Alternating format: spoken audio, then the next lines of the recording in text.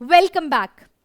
आज की वीडियो में हम डिस्कस करने जा रहे हैं एक बहुत ही इंपॉर्टेंट टॉपिक जिसने पूरे देश में तहलका मचा रखा है, वक्फ अमेंडमेंट बिल।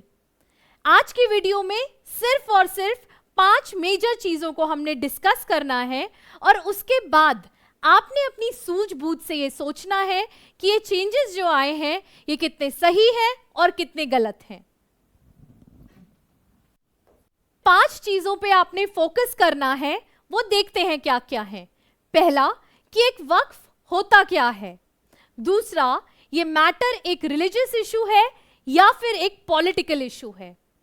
क्या एक नॉन मुस्लिम डोनेट कर सकता है अपनी वक्फ प्रॉपर्टी को या नहीं। क्या वक्फ प्रॉपर्टी को डोनेट या फिर एक्वायर किया जा सकता है। और लास्ट, डॉटर्स के क्या राइट हैं वक्फ से रिलेटेड। वक्फ होता क्या है? Permanent dedication of property in a religious form और for a charitable purpose in the name of God is known as a waqf. कहने का मतलब है किसी भी रिलीजियस पर्पस के लिए या फिर चैरिटेबल पर्पस के लिए हम परमानेंट डोनेशन ऑफ प्रॉपर्टी कर दें इन the name of God, that is known as a Waqf property. जो पर्सन अपनी प्रॉपर्टी को डोनेट करता है उसको बोला जाता है एक वाकिफ। और जैसे कि मैंने आपको बताया ये परमानेंट डोनेशन होता है, तो तभी इसके लिए एक फेमस सेइंग है, once a waqf always a waqf. और ये भगवान के नाम पे करा जाता है इन द रिलीजियस फॉर्म और in the charitable form. Next, जैसे कि हमने ये पढ़ा, once the property becomes a waqf, ये डायरेक्टली ट्रांसफर हो जाती है वक्फ बोर्ड के पास। अब वक्फ बोर्ड के पास जब ये प्रॉपर्टी चली जाती है तो क्या होता है, वक्फ बोर्ड ये डिसाइड करता है कि ये प्रॉपर्टी किस चीज के लिए यूज होगी। फॉर एग्जाम्पल, मॉस्क बनाने के लिए, कब्रिस्तान बनाने के लिए, स्कूल बनाने के लिए, किस पर्पस के लिए, depending upon the need. Decisions जो लिए जाते हैं वक्फ प्रॉपर्टी के लिए, उसके लिए एक केयर टेकर या फिर एक मैनेजर अपॉइंट करा जाता है और उनको कहते हैं एक मुतावली। मुतावली आंसरेबल होता है स्टेट वक्फ बोर्ड को। मुतावली इस प्रॉपर्टी को ना ही सेल कर सकता है, ना ही किसी भी तरीके से ट्रांसफर कर सकता है किसी को भी। और मुतावली का ये काम होता है कि इस प्रॉपर्टी से इनकम जनरेट करी जाए, जो कि अगेन यूज हो सके किस पर्पस के लिए, रिलीजियस पर्पस के लिए या फिर चैरिटेबल पर्पस के लिए। मुतावली जो भी ये इनकम जनरेट करवाते हैं वक्फ प्रॉपर्टी से, ये टोटल इनकम जितनी भी जनरेट होती है उसका 7% ट्रांसफर होता है डायरेक्टली स्टेट वक्फ बोर्ड को। स्टेट वक्फ बोर्ड क्या है? इंडिया के हर स्टेट में अपना अपना स्टेट वक्फ बोर्ड है। मेंबर्स जो भी स्टेट वक्फ बोर्ड के होते हैं वो अपॉइंट करे जाते हैं स्टेट गवर्नमेंट के द्वारा। सेंट्रल लेवल पे एग्जिस्ट करता है एक वक्फ काउंसिल जिसके मेंबर्स अपॉइंट होते हैं सेंट्रल गवर्नमेंट के द्वारा। और अगर कोई भी मैटर डिस्प्यूट में आता है इस प्रॉपर्टी से रिलेटेड, तो वक्फ ट्राइब्यूनल के पास ये मैटर्स जाते हैं इसको रिजॉल्व करने के लिए। और सारे मैटर्स जो भी आए हैं वो गवर्न होते हैं वक्फ एक्ट 1995 से।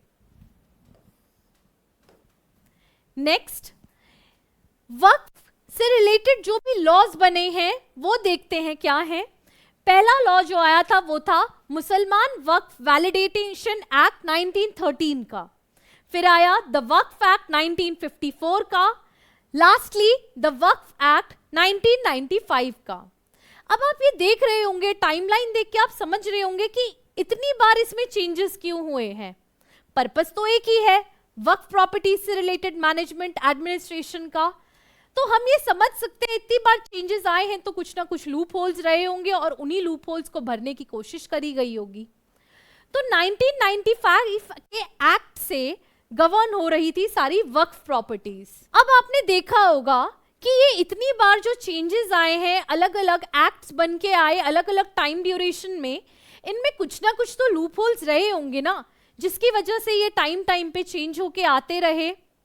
तो 1995 के एक्ट आ जाने के बाद भी कुछ लूप होल्स लगे, तो इसी वजह से एक सच्चर कमेटी रिपोर्ट बनाई गई इन द ईयर 2005। अब इस रिपोर्ट में कुछ चीजें डाली गई जो कि थी एनालाइज करने के लिए कि मुस्लिम पॉपुलेशन का सोशल, एजुकेशनल और इकोनॉमिक स्टेटस और कंडीशंस चल क्या रही हैं। 2006 में इस रिपोर्ट को सबमिट करा गया था और इस रिपोर्ट में एक अलग सेक्शन था, status and potential of Waqf properties. माने कि इसमें बताया गया कि वक्फ प्रॉपर्टीज कितने एरिया ऑफ लैंड में है, जैसे कि 6 लाख एकर्स ऑफ लैंड बताया गया कि इतने लैंड में सिचुएटेड है। टोटल रजिस्टर्ड वक्फ्स हैं 4.9 लाख, मार्केट वैल्यू उनकी है 1.2 लाख करोड़ और उनकी बुक वैल्यू है 6,000 करोड़ की। पर इसमें एक इंपॉर्टेंट देखने वाली चीज ये थी कि इतनी प्रॉपर्टी होने के बाद, इनकी इतनी वैल्यू होने के बाद भी ये प्रॉपर्टीज जो अपना एनुअल इनकम जनरेट कर रही थी वो सिर्फ था 163 करोड़ का, जिसको अगर हम परसेंटेज में देखें तो सिर्फ रेट ऑफ रिटर्न था 2.7% का। तो इसी चीज के बारे में कहा गया कि 163 करोड़ के रिटर्न को अगर हम सही तरीके से इस्तेमाल करें तो वो पोटेंशियल रखता है कि रेट ऑफ रिटर्न हमें मिल सकता है ₹1200 करोड़ तक का रिटर्न मिल सकता है। तो इसीलिए सच्चर कमेटी रिपोर्ट ने एम्फसाइज करा कि वक्फ प्रॉपर्टीज का जो पोटेंशियल है उन्हें मैक्सिमम यूज करा जाए ताकि सोशियो इकोनॉमिक डेवलपमेंट और एजुकेशनल डेवलपमेंट भी साथ में हो सके मुस्लिम कम्युनिटी के लोगों का। अब सच्चर कमेटी ने अपनी 5 रिकमेंडेशंस दी, वो थी स्ट्रिक्टर रूल्स के लिए ताकि बेटर मैनेजमेंट हो सके वक्फ प्रॉपर्टीज का। सेकंड, ज्यादा से ज्यादा डिजिटल रिकॉर्ड कीपिंग का प्रोविजन यूज किया जाए ताकि पूरा डेटा रहे कहां क्या कितनी चीज यूज हो रही है। नेक्स्ट, वक्फ ट्राइब्यूनल्स की पार्ट्स के बारे में बात करा गया इस रिपोर्ट में।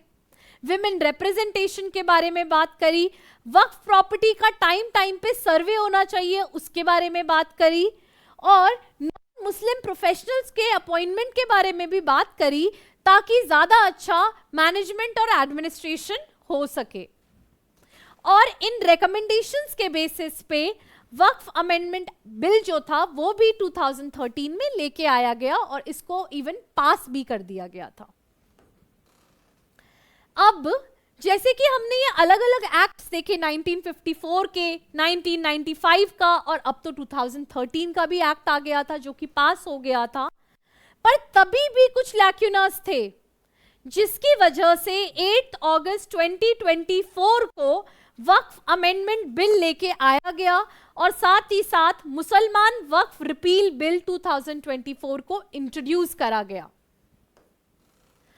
अब ये जो बिल इंट्रोड्यूस करे गए थे लोकसभा में, ये 2 पर्पस के लिए इंट्रोड्यूस करे गए थे, 3 पर्पस के लिए, सॉरी। क्लियर रूल्स बनाए जाएं ताकि वक्फ के, दूसरा स्मूदर फंक्शनिंग हो सके स्टेट वक्फ बोर्ड्स की, बेटर मैनेजमेंट और डेवलपमेंट हो सके वक्फ प्रॉपर्टीज का। पर इसका बिल को काफी क्रिटिसिज्म मिले जिसकी वजह से इन दोनों बिल्स को फर्दर रेफर करा गया था जॉइंट पार्लियामेंट्री कमेटी को। अब आगे क्या हुआ जब ये मैटर जॉइंट पार्लियामेंट्री कमेटी के पास गया? जॉइंट पार्लियामेंट्री कमेटी ने एक मीटिंग कंडक्ट कराई और अलग अलग लोगों के ओपिनियंस लिए, मतलब पब्लिक ओपिनियंस लिए, एक्सपर्ट्स के ओपिनियन लिए, स्टेक होल्डर्स के ओपिनियन लिए और अलग अलग ऑर्गेनाइजेशंस के भी ओपिनियन लिए, और इन सारे ओपिनियंस को इकट्ठा करके 25 रिकमेंडेशंस आई इस बिल से रिलेटेड। ये 25 रिकमेंडेशंस को इंट्रोड्यूस करा गया था वक्फ अमेंडमेंट बिल में। यहाँ पे एक इंपॉर्टेंट चीज नोट करने वाली ये भी है कि इस बिल का नाम था उम्मीद bill, unified Waqf management empowerment efficiency and development bill.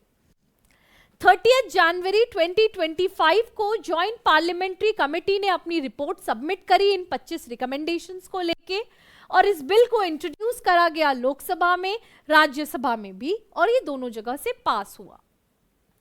पर इस वक्फ के जो इस एक्ट में जो भी चेंजेस करे गए हैं, इनको क्रिटिसाइज करा गया है 3 कारणों की वजह से, ये कहते हुए कि ये जो बिल आ रहा है ये काफी कंट्रोवर्शियल है, ये आर्बिट्ररी है और ये काफी प्रॉब्लम्स क्रिएट करेगा। और मैंने आपको यही बताया कि इस वीडियो के एंड में जिन 5 चीजों को लेके हम डिस्कस करने वाले हैं, तो ये आपने देखना है कि क्या ये सच में 3 फुलफिल करता है कंडीशंस को या नहीं, कि ये एक्ट सच में जो पास हो चुका है, क्या ये सच में कंट्रोवर्शियल, आर्बिट्ररी और प्रॉब्लमैटिक है या नहीं, और अगर है तो किस हद तक, अगर नहीं है तो किस हद तक। पहली कंट्रोवर्सी आती है dedication of property as non Muslim. पहले तक earlier the property could be dedicated by a non-Hindu also to the वक्फ, मतलब कि कोई भी हिंदू, जैन, सिख अपनी प्रॉपर्टी का परमानेंट डेडिकेशन कर सकता था वक्फ के लिए। पर अब ये एक्ट कहता है कि सिर्फ और सिर्फ वो ही लोग permanent dedication of property in the name of God कर सकते हैं जिन लोगों ने इस्लाम को कबूल कर रखा है पिछले 5 सालों से मिनिमम। सिर्फ और सिर्फ उन्हीं पर्सन्स के पास ये राइट है कि वो अपनी प्रॉपर्टी को डोनेट कर सकते हैं इन the name of Waqf. Next controversy हम देखते हैं जो कि है वक्फ बाय यूजर। तो जैसे इनिशियली हमने इस वीडियो में देखा था कि 3 इंपॉर्टेंट चीजें होती हैं कोई भी प्रॉपर्टी को वक्फ प्रॉपर्टी कहलाने के लिए, वो है डेडिकेशन ऑफ प्रॉपर्टी, रिलीजियस और चैरिटेबल पर्पस के लिए, इन द नेम ऑफ गॉड। तो प्रॉब्लम अराइज करती है पहले प्रोविजन से, डेडिकेशन ऑफ प्रॉपर्टी से। पहले तक ऐसा होता था कि अगर वक्फ बोर्ड किसी प्रॉपर्टी को वक्फ प्रॉपर्टी कह देता था तो वो मान ली जाती थी कि वो वक्फ प्रॉपर्टी है on the basis of usage. But जब अगर एक नॉर्मल पर्सन कोई प्रॉपर्टी के खरीद बेच करने जाता है तो वो रिटन फॉर्म में होती है, रजिस्टर्ड होती है, एक प्रॉपर सेल डीड कराई जाती है। पर वक्फ के केसेस में ऐसा कुछ भी नहीं है। बहुत सी बारी में on the basis of usage ही किसी प्रॉपर्टी को वक्फ प्रॉपर्टी मान लिया जाता था। इससे रिलेटेड 2 लैंडमार्क जजमेंट्स भी हैं, सैयद मोहम्मद साली लबाई वर्सेस मोहम्मद हनीफा, और ज्ञानवापी केस तो बहुत फेमस केस है ही। Because of the existence of the mosque in that property, it is a Waqf property and could not be taken back. Gyanvapi case में ये कहा गया था। Now this concept has been completely removed. अब इस concept को बिल्कुल हटा दिया गया है, अबॉलिश कर दिया गया है। सिर्फ ये कह देना कि कोई भी प्रॉपर्टी है वक्फ property on the basis of usage, ऐसा नहीं होगा। ऑफिशियल डिक्लेरेशन उस प्रॉपर्टी का करवाना पड़ेगा, तभी सिर्फ एक प्रॉपर्टी को वक्फ प्रॉपर्टी कहा जाएगा। नेक्स्ट कंट्रोवर्सी है गवर्नमेंट लैंड अमेंडमेंट। कोई भी गवर्नमेंट प्रॉपर्टी जिसका भी कोई ऑफिशियल रिकॉर्ड नहीं है ये प्रूव करने के लिए कि कोई वक्फ प्रॉपर्टी है, या फिर वक्फ प्रॉपर्टी अगर क्लेम करती है कि कोई भी गवर्नमेंट प्रॉपर्टी उनके नाम पे है, it will cease to be a waqf. Government property अगर सिर्फ क्लेम करी जा रही है वक्फ के द्वारा कि ये वक्फ प्रॉपर्टी है तो ऐसा नहीं माना जाएगा अब, जो कि पहले तक माना जाता था। अब डिस्ट्रिक्ट कलेक्टर को ये पावर दी गई है जो कि वो वेरीफाई करेंगे उसकी ओनरशिप प्रॉपर्टी की। इन नो केस अगर ऐसा हो जाए कि कोई ऑफिशियल रिकॉर्ड नहीं मिल पा रहे हैं और ये दिखता है ऑन द बेसिस एविडेंस कि ये गवर्नमेंट की प्रॉपर्टी है, गवर्नमेंट के पास ओनरशिप का राइट है इसको लेके, तो रेवेन्यू रिकॉर्ड्स में ये चेंजेस कर दिए जाएंगे और वो गवर्नमेंट की प्रॉपर्टी मान ली जाएगी और उस प्रॉपर्टी का वक्फ लिस्ट से नाम हटा दिया जाएगा, वक्फ प्रॉपर्टी की लिस्ट से उस प्रॉपर्टी का नाम हटा दिया जाएगा। नेक्स्ट कंट्रोवर्सी है सर्वे। ये डिसाइड कौन करता है कि कौन सी प्रॉपर्टी एक वक्फ प्रॉपर्टी है किसी स्टेट में? तो हर स्टेट में एक सर्वे कमिश्नर को अपॉइंट करा जाता है इस पर्पस के लिए, और स्टेट गवर्नमेंट ही इसके एक्सपेंसेस को भी बेयर करती है। और जब सारी फॉर्मेलिटीज पूरी हो जाती हैं तो स्टेट गवर्नमेंट पब्लिश करती है एक ऑफिशियल गजेट जिसमें लिस्ट ऑफ वक्फ प्रॉपर्टीज को, लिस्ट ऑफ गवर्नमेंट प्रॉपर्टीज को वक्फ प्रॉपर्टी डिक्लेयर कर दिया जाता था। अब क्या हो गया है कि सर्वे करा जाएगा एक डिस्ट्रिक्ट कलेक्टर के द्वारा, जो कि देखेगा कि बेटर मैनेजमेंट, डिस्प्यूट रेजोल्यूशन हो रहा है या नहीं हो रहा है। अगर कोई भी वक्फ प्रॉपर्टी या फिर कोई भी और पर्सन या पार्टी इस डिसीजन से खुश नहीं होती है जो डिस्ट्रिक्ट कलेक्टर का आता है, या वो अगर अनहैप्पी है, डिसएग्री कर रही है, तो ये डिसीजन जाता है वक्फ ट्राइब्यूनल के पास अपील के लिए। अब अगर कोई पर्सन वक्फ ट्राइब्यूनल के डिसीजन से भी खुश नहीं है, एग्री नहीं है, तो वो फर्दर अपील जा सकती है हाई कोर्ट के पास, बट अपील फाइल करी जानी चाहिए ट्राइब्यूनल के डिसीजन के आने के 90 डेज के अंदर अंदर। नेक्स्ट कंट्रोवर्सी का इशू है ट्राइब्यूनल। अब अगर आप देखें कि अगर कोई भी मैटर आता है तो वो क्या होता है, प्रॉपर्टी के डिस्प्यूट से रिलेटेड। प्रॉपर्टी डिस्प्यूट है तो वो सिविल कोर्ट या रेवेन्यू कोर्ट में जाता है, पर अगर वक्फ प्रॉपर्टी का अगर कोई डिस्प्यूट होता था तो वो सिर्फ वक्फ ट्राइब्यूनल के पास जाता था, और वक्फ ट्राइब्यूनल का डिसीजन फुल एंड फाइनल माना जाता था, कोई अपील भी नहीं करी जा सकती थी। अब क्या कर दिया जाएगा इस नए एक्ट के आ जाने से? In a dispute relating to a waqf property they were dealt with the waqf tribunal only. Decision जो होते थे वो फुल एंड फाइनल माने जाते थे। पर अब क्या होगा, एक सर्वे करा जाएगा थ्रू द डिस्ट्रिक्ट कलेक्टर, और ये कैसे प्रोसीजर फॉलो होगा? तो अगर वक्फ ट्राइब्यूनल का कोई डिसीजन आया है और डिस्प्यूट अराइज होता है किसी लीगल मैटर को लेके, या कोई कॉन्स्टिट्यूशनल मैटर, या फिर कोई टेक्निकल एरर लगता है, तो 90 डेज के अंदर आप क्या करेंगे, अपील डालेंगे अपनी, और उसको हाई कोर्ट में फर्दर पास करवा सकते हैं। टाइम पीरियड लिमिटेशन को लेके बात करते हैं। अब लॉ स्टूडेंट्स को पता ही होगा लिमिटेशन एक्ट के बारे में क्या होती है। 12 इयर्स के अंदर कोई भी पर्सन अपनी प्रॉपर्टी का पोजेशन क्लेम कर सकता है, और गवर्नमेंट किसी भी प्रॉपर्टी के लिए अपना पोजेशन क्लेम कर सकती है 30 डेज के अंदर। पर लिमिटेशन एक्ट में वक्फ प्रॉपर्टीज का एक्सेप्शन बना रखा था कि वहां पे सिर्फ और सिर्फ 1 ईयर के अंदर अपनी प्रॉपर्टी का, या कोई भी अगर उस प्रॉपर्टी से रिलेटेड पोजेशन क्लेम करना चाहता है तो 1 ईयर का ही टाइम पीरियड दिया जाता था। और जब वो लिस्ट पब्लिश करी जाती है कि ये प्रॉपर्टीज वक्फ प्रॉपर्टी हैं, तो 1 साल के अंदर अंदर पोजेशन अगर कोई क्लेम करना चाहता है तो वो कर सकता था। पर अब इस प्रोविजन को रिमूव कर दिया गया है। लिमिटेशन एक्ट अप्लाई करेगा वक्फ बोर्ड पे भी और उनकी प्रॉपर्टीज पे भी होल ऑफ इंडिया में। अगर जब तक कि कोई डिस्प्यूट है कि कोई प्रॉपर्टी गवर्नमेंट प्रॉपर्टी है या वक्फ प्रॉपर्टी है, तो until the case is decided, it is treated as a government property. Next controversy है वक्फ अलल औलाद, जो कि कहता है इनहेरिटेंस के राइट्स के बारे में। वक्फ को क्रिएट करने के लिए एक और कॉन्सेप्ट है जो कि है वक्फ अलल औलाद। एक पर्सन के पास राइट है जिस दिन उसकी family line of succession and होती है और कोई लीगल एयर एग्जिस्ट नहीं करता है, तो वो ऑटोमेटिकली प्रॉपर्टी वक्फ के लिए क्रिएट हो जाती है। अमेंडमेंट से पहले सिर्फ और सिर्फ मेल लीगल एयर्स के पास ये राइट था। विमेन मैरिड विमेन और डॉटर्स एक्सक्लूडेड थे। इस नए अमेंडमेंट के आ जाने से डॉटर्स भी इक्वली अपना राइट क्लेम कर सकती हैं इनहेरिटेंस को लेके और अपना शेयर ऑफ प्रॉपर्टी। अब जो हमने बात करी है वक्फ बोर्ड और वक्फ काउंसिल के बारे में। वक्फ बोर्ड क्या करता है, स्टेट से रिलेटेड मैटर्स देखे जाते हैं, और वक्फ काउंसिल सेंट्रल लेवल पे वर्क करता है। तो पहले सारे मुस्लिम मेंबर्स वक्फ बोर्ड का पार्ट होते थे।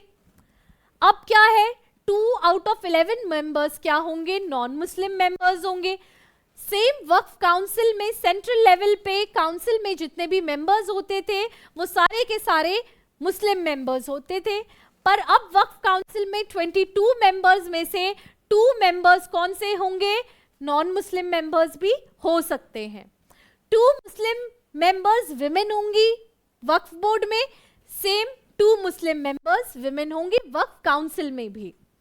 अर्लियर नॉन मुस्लिम मेंबर्स को स्ट्रिक्टली क्या कर रखा था, रिस्ट्रिक्ट कर रखा था इन मैटर्स में आने के लिए, पर अब वो एडमिनिस्ट्रेशन से रिलेटेड मैटर्स में, चैरिटी रिलेटेड मैटर्स में क्या कर सकते हैं, इंटरवीन कर सकते हैं। Same applies for the waqf council as well. Waqf tribunal में अगर हम देखें, वक्फ ट्राइब्यूनल में पहले एक मुस्लिम लॉ एक्सपर्ट होता था, पर आज की डे और जो जिसकी पोजीशन होती थी एक एडिशनल डिस्ट्रिक्ट मैजिस्ट्रेट की या फिर एक डिस्ट्रिक्ट सेशन जज या सिविल जज होता था क्लास 1 डिवीजन का, पर आज की डेट में एक कोई भी करंट डिस्ट्रिक्ट कोर्ट जज या फिर फॉर्मर डिस्ट्रिक्ट कोर्ट जज क्या है, अपॉइंट करा जा सकता है उसके चेयरमैन के लिए। Next important question, whether religious issue और प्रॉपर्टी इशू, ये जो पूरा मैटर है ये एक रिलीजियस इशू है या फिर एक प्रॉपर्टी का इशू है। तो अगर हम देखें तो ये काम किसका है, वक्फ प्रॉपर्टी से रिलेटेड, स्टेट वक्फ बोर्ड का, उसके एडमिनिस्ट्रेशन और मैनेजमेंट को लेके, और वक्फ काउंसिल का। और वक्फ प्रॉपर्टी सही तरीके से काम कर रही है, एफिशिएंटली काम कर रही है या नहीं, तो ये एक रिलीजियस इशू है अगर देखें। पर यहाँ पे इस नए एक्ट के आ जाने से ये इसके रजिस्ट्रेशन के बारे में बात करता है कि प्रॉपर तरीके से होगा, डिस्ट्रिक्ट कलेक्टर पूरे एविडेंस इकट्ठा करेगा, प्रॉपर सर्वे करेगा, तो हम ये कह सकते हैं कि ये एक रिलीजियस इशू नहीं है, ये एक प्रॉपर्टी इशू है। तो काफी क्लैशेस हो रहे हैं कि हमारे रिलीजियस राइट्स पे आ रहे हैं, कोई कह रहा है हमारी प्रॉपर्टी का राइट है, हम कुछ भी इसमें एक्सरसाइज कर सकते हैं।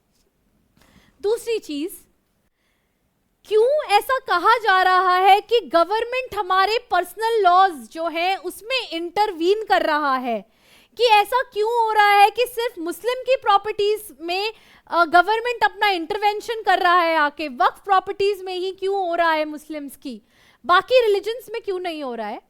तो एक डिफरेंशिएशन देखते हैं बाकी रिलीजन्स में और मुस्लिम रिलीजन में प्रॉपर्टी के गवर्नेंस को लेके। पहला तो मैंने आपको ऐसे ही बता दिया पिछली स्लाइड्स में कि लिमिटेशन एक्ट पहले सिर्फ और सिर्फ वक्फ प्रॉपर्टी पे अप्लाई नहीं होता था और सब पे अप्लाई होता था। तो हमको इससे पता चलता है कि पहले काफी लीनियंसी थी वक्फ प्रॉपर्टीज को लेके, और अब ये कहा जा रहा है जैसे बाकी प्रॉपर्टी रिलीजियस एंडाउमेंट्स गवर्न होते हैं लिमिटेशन एक्ट से, वैसे ही वक्फ प्रॉपर्टीज को भी गवर्न होना चाहिए लिमिटेशन एक्ट से। दूसरा, इसका मैनेजमेंट जो वक्फ प्रॉपर्टीज का है वो किया जाता है स्टेट वक्फ बोर्ड से और वक्फ काउंसिल से, और अर्लियर ये सिर्फ मुस्लिम मेंबर्स से गवर्न होते थे, पर बाकी रिलीजन्स में तो ऐसा कुछ नहीं था, स्टेट गवर्नमेंट द्वारा सारा गवर्नेंस होता था बाकी रिलीजियस प्रॉपर्टीज का। मतलब कि गवर्नमेंट पूरा इंटरवेंशन रखती थी, किसी के पास कोई डिस्क्रिशन नहीं था। पर अगर हम मुस्लिम प्रॉपर्टीज के, वक्फ प्रॉपर्टीज के बारे में बात करें तो वहां पे तो सारे मुस्लिम्स अपने अकॉर्डिंगली चला रहे थे। दूसरा, डिस्प्यूट रेजोल्यूशन, अगर कोई भी रिलीजियस प्रॉपर्टी से रिलेटेड डिस्प्यूट होता था तो वो सिविल कोर्ट्स और हाई कोर्ट्स में जाता है, पर वक्फ ट्राइब्यूनल के केस में क्या है कि जितने भी वक्फ के डिस्प्यूट्स होंगे वो ट्राइब्यूनल में जाते थे और उनके डिसीजन फुल एंड फाइनल होते थे। तो आप देख रहे हैं कैसे ये जो मैटर बनाया जा रहा है कि ये तो इंटरवेंशन कर रहे हैं, बाकी चीजों में क्यों नहीं है, ये डिस्क्रिमिनेशन हमारे साथ ही क्यों हो रहा है। आप देखिए कैसे सेंटर बाकी रिलीजन्स को लेके अपने आप गवर्नेंस कर रहे हैं। वहां तो किसी को कोई डिस्क्रिशन, किसी पर्टिकुलर सेक्ट ऑफ लोगों को डिस्क्रिशन नहीं दिया है मैटर्स को, डिस्प्यूट्स को रिजॉल्व करने के लिए। वहां तो गवर्नमेंट या फिर जजेस या फिर जुडिशरी देख रही है पूरे मैटर को। नेक्स्ट, रिस्ट्रिक्शंस लगे हैं ट्रांसफर पे बाकी रिलीजन्स में, पर यहां पे कहा गया है once a waqf always a waqf. Limitation act मैंने जैसे आपको पहले ही बता दिया गया है, सारी रिलीजियस प्रॉपर्टीज पे अप्लाई करता है, और इंडिया में लिमिटेशन एक्ट जो है वक्फ प्रॉपर्टीज में अप्लाई नहीं होता था। 1 ईयर का टाइम पीरियड दिया जाता था कि कोई उसमें क्लेम कर लेता था कि ओनरशिप अगर किसी ने करी तो वेल एंड गुड, नहीं करी तो on the basis of usage यही माना जाता था कि कोई भी प्रॉपर्टी वक्फ प्रॉपर्टी है। तो अब जब मैंने ये 5 जो कंट्रोवर्शियल इश्यूज हैं इसको आपको पूरा डिटेल में बता दिया है, तो आप on the basis of your analysis बताइए कि क्या ये सच में मुस्लिम कम्युनिटी के लोगों को नेगेटिव इफेक्ट दे रहा है या फिर ये एक ग्रोथ की तरफ लेके जा रहा है। अगर आपको हमारी वीडियो पसंद आई हो तो हमारे वीडियो को लाइक करें, चैनल को सब्सक्राइब करें और ज्यादा से ज्यादा लोगों में शेयर करें। Thank you.